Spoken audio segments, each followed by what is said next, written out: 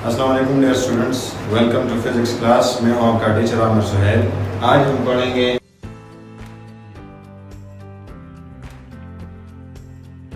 Second year का topic electric lines of force या electric field lines. Electric field lines क्या है?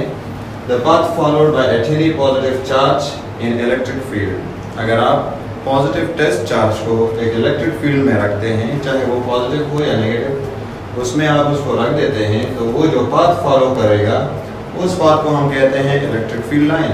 अगर सपोज आपके पास सोर्स चार्ज है पॉजिटिव, अगर हम यहाँ पर एक पॉजिटिव चार्ज टेस्ट चार्ज इसके फील्ड के अंदर रखते हैं तो ये इसको रिपेल करेगा, इस तरफ जाएगा। अगर इधर रखते हैं तो इस तरफ जाएगा, यहाँ रखेंगे तो ऐसे जाएगा। ये जो पाथ फॉलो कर रहा है इस तरह और इस तरह, ये पाथ है electric field lines. Electric field lines negative charge के लिए किस तरह होंगी?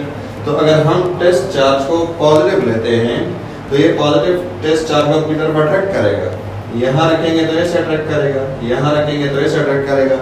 इसलिए नेगेटिव सोर्स चार्ज के लिए electric field lines into the charge होती है और पॉजिटिव सोर्स चार्ज के लिए electric field lines out of the charge होती है। ये इमेजिनरी लाइंस हैं, इमेजिनरी ख्याली लाइंस हैं। ऐसी कोई लाइंस चार्ज के गिर्द होती नहीं है कि हम समझ लेंगे लाइंस हैं, बल्कि हम अपने अंडरस्टैंडिंग को डेवलप करने के लिए यहाँ पर ये कॉन्सेप्ट लाते हैं इलेक्ट्रिक फील्ड लाइंस का।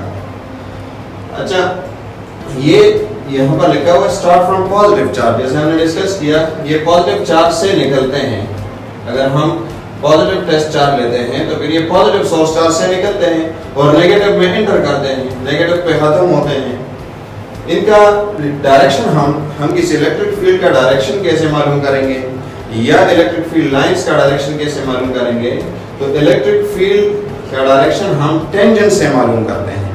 इलेक्ट्रिक फील्ड लाइंस का टेंजेंट लेते हैं तो उससे हम मालूम करते हैं। लेट से हमारे पास ये चार्जेस है पॉजिटिव और नेगेटिव, और यहाँ पर ये फील्ड लाइंस यहाँ से निकल रही है और नेगेटिव में ड्रॉप कर रही है।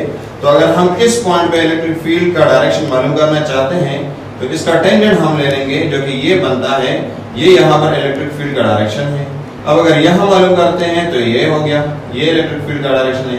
किसी भी पॉइंट पे हम इलेक्ट्रिक फील्ड का डायरेक्शन मालूम कर सकते हैं बाय टेकिंग टेंजेंट लेते हुए।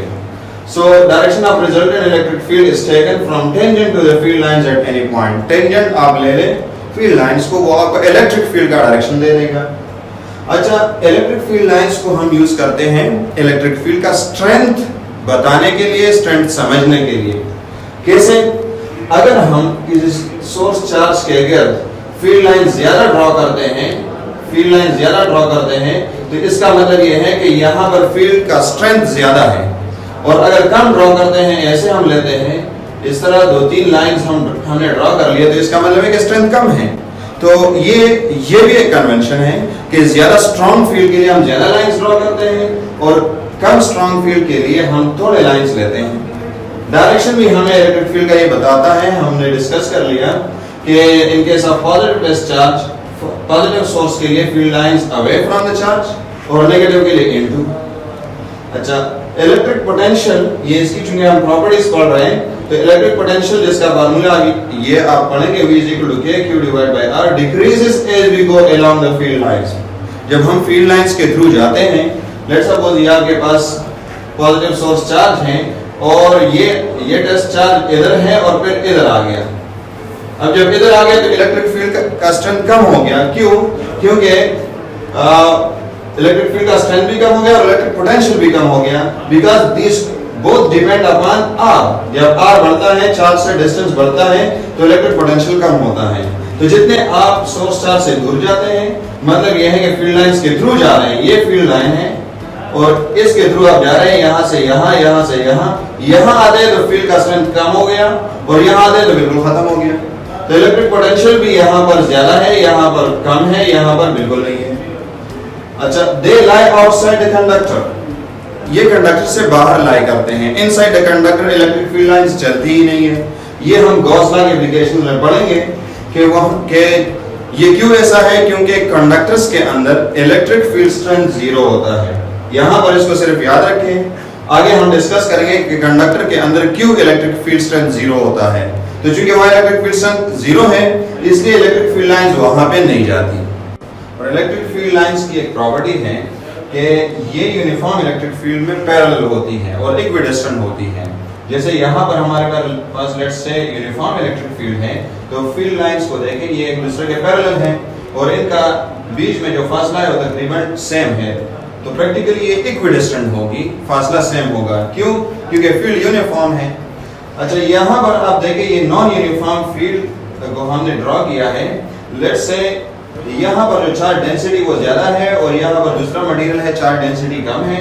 लेट्स से यहाँ पर एक सेम है, तो आप देखें कि यहाँ से जो फील्ड लाइन है कुछ इस तरफ जा रही है और कुछ इस तरफ नीचे भी जा रही है, क्योंकि स्ट्रॉन्ग फील्ड है और यहाँ पर वीक फील्ड है, तो फील्ड लाइन इस तरफ भी जाएंगी। अब ये देखें ये न पैरेलल है और न इक्विडिस्टेंट है, तो नॉन यूनिफॉर्म फील्ड के लिए न तो ये पैरेलल होगी और न इक्विडिस्टेंट होगी। ये जो प्रॉपर्टीज हमने डिस्कस की इलेक्ट्रिक फील्ड लाइंस की, इससे हमने ये रिजल्ट निकाला कि जब हम पॉजिटिव सोर्स चार्ज लेते हैं तो उससे फील्ड लाइंस अवे जाएंगी, और जब हम नेगेटिव सोर्स चार्ज लेंगे तो उसके अंदर फील्ड लाइंस जाएंगी। जब आप पॉजिटिव और पॉजिटिव रखते हैं तो फिर क्या होगा? जब आप एक पॉजिटिव सोर्स चार्ज और दूसरा पॉजिटिव सोर्स चार्ज रखते हैं या दोनों नेगेटिव रखते हैं तो फिर फील्ड लाइंस किस तरह होंगी? फिर आप देखें ये फील्ड लाइन और ये फील्ड लाइन एक दूसरे को रिपेल कर रही है, यहाँ पर रिपल्जन है। ये फील्ड लाइन और ये फील्ड लाइन एक दूसरे को रिपेल कर रही है, इसके रिजल्ट में यहाँ पर कोई फील्ड लाइन नहीं होगी, यहाँ पर कोई फील्ड लाइन नहीं होगी, क्योंकि दोनों अवे जा रहे हैं तो एक दूसरे को रिपेल करेंगे। इसलिए यहाँ पर रिजल्टेंट इंटेंसिटी जीरो होगी, इलेक्ट्रिक फील्ड की इंटेंसिटी जीरो होगी, और इस जगह को हम कहते हैं न्यूट्रल जोन। ये न्यूट्रल जोन है, यहाँ इलेक्ट्रिक फील्ड की इंटेंसिटी जीरो है क्योंकि फील्ड लाइन ने एक दूसरे को रिपेल किया हुआ है और यहाँ पर कोई फील्ड लाइन नहीं है। अच्छा, इसके लिए आप कुछ पॉइंट्स याद रखें कि न्यूट्रल जोन में इलेक्ट्रिक फील्ड इंटेंसिटी जीरो होगी। इस केस में जो इलेक्ट्रिक फील्ड जो न्यूट्रल जोन बन रहा है वो कहाँ पे बन रहा है? वो उस लाइन पे बन रहा है जो लाइन इन चार्जेस के सेंटर्स को ज्वाइन कर रहा है। ये लाइन है जो इस चार्ज और इस चार्ज के सेंटर्स को ज्वाइन कर रहा है, इसलिए ये न्यूट्रल जोन जो यहाँ पे बन रहा है, जो यहाँ पे ये न्यूट्रल जोन बन रहा है, ये कहाँ लाई कर रहा है? इस लाइन पे लाई कर रहा है। और लेट्स से आप यहाँ पर बल्कि इस पॉइंट की तरफ हम बाद में आते हैं, आप पॉजिटिव और नेगेटिव चार्ज रखते हैं तो फिर क्या होगा? ये हमारे पास एक पॉजिटिव चार्ज है, ये नेगेटिव, डिफरेंट चार्जेस। तो पॉजिटिव चार्ज से फील्ड लाइंस निकलती है और नेगेटिव पे ड्रॉप करती हैं। यहाँ पॉजिटिव से इस तरफ निकलेंगी, यहाँ नेगेटिव पे इस तरफ जाएंगी। ये हम कैसे लेते हैं? ये हम ऐसे लेते हैं कि अगर आप यहाँ पर एक पॉजिटिव चार्ज रखते हैं तो वो इस तरफ तो नहीं जाएगा बल्कि इस तरफ जाएगा। जब इस तरफ जाएगा यहाँ पर नेगेटिव का असर इस पे शुरू हो जाएगा, तो ये ऐसे नहीं जाएगा बल्कि ऐसे घूम जाएगा, क्योंकि नेगेटिव इसको अट्रैक्ट करेगा, तो ये एक सीधा सा कर्व पाथ फॉलो करेगा। इस तरह अगर आप यहाँ पे भी देखें तो लेट्स से यहाँ पे हम देखते हैं तो यहाँ पर एक पॉजिटिव चार्ज रखते हैं तो वो इस तरफ नहीं जाएगा बल्कि इससे रिपेल होगा और इधर आएगा तो इधर से ये वाला अट्रैक्ट कर लेगा और इस तरह ये लाइन एडॉप्ट कर लेगा।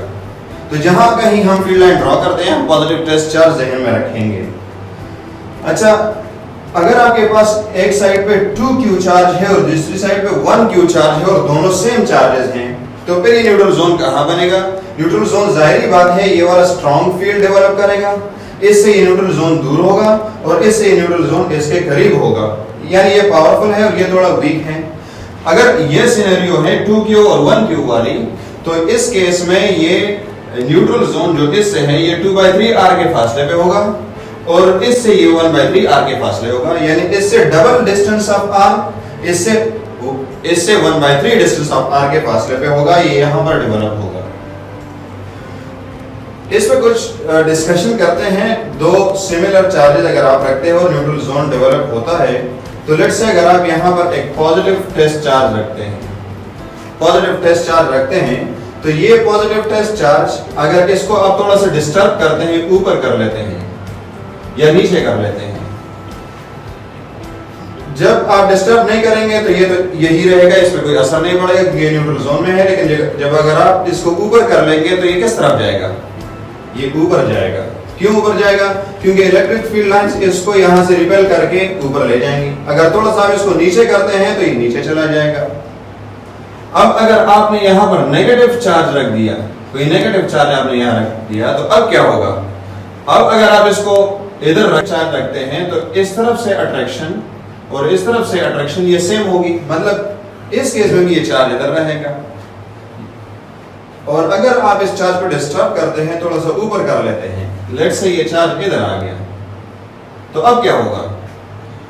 अब ये इलेक्ट्रिक फील्ड लाइन एक इस तरह है और एक इस तरह है। जैसे एक चीज को आप पकड़ें और वो ऊपर हो और आप उसको दो रस्सियों से खींचे इस तरह, तो वो नीचे आएगा, ये अपने इक्विलिब्रियम के स्टेट को रिटेन करेगा और दरमियान में आ जाएगा। और अगर आप इसको इधर रखते हैं तो फिर क्या होगा? यहां से भी ये इधर सेंटर ही में आएगा, ये अपने स्टेट को रिटेन करेगा। तो आप देखें यहां पर same charges placed at neutral zone, अगर हम यहां पर सेम चार्ज रखते हैं, पॉजिटिव चार्ज रखते हैं, तो फिर क्या होगा? गोज अप और डाउन इफ डिस्टर्ब। अगर आप इसको डिस्टर्ब करते हैं ऊपर की तरफ तो ऊपर जाएगा, अगर नीचे की तरफ डिस्टर्ब करते हैं तो नीचे जाएगा। और अगर आप यहाँ पर डिफरेंट चार्ज रखते हैं, यानी यहाँ पॉजिटिव है, यहाँ पॉजिटिव है और यहाँ आप नेगेटिव रखते हैं, तो फिर ये अपने इक्विलिब्रियम स्टेट को रिटेन करेगा। यानी अगर आप इसको ऊपर करते हैं तो अब वापस आएगा, अगर नीचे करते हैं तो तब भी वापस आएगा। तो इस तरह के क्वेश्चंस इस पे आते हैं। आपने यहाँ पे इक्विलिब्रियम स्टेट को भी, इक्विलिब्रियम को भी आपने समझना है। यहाँ पर चार्जेस के बीच में इलेक्ट्रिक फील्ड लाइंस हैं, उनको भी समझना है, पॉजिटिव और नेगेटिव के लिए, पॉजिटिव और पॉजिटिव के लिए, नेगेटिव और नेगेटिव के लिए। नेगेटिव और नेगेटिव अगर आप यहाँ पर रखते हैं तो सिर्फ एरोस का साइन बदल जाएगा, ये एरोस इस तरफ हो जाएंगे, बाकी होंगे उसी तरह। एरोस का साइन बदल जाएगा, बाकी होंगे उसी तरह। Thanks a lot.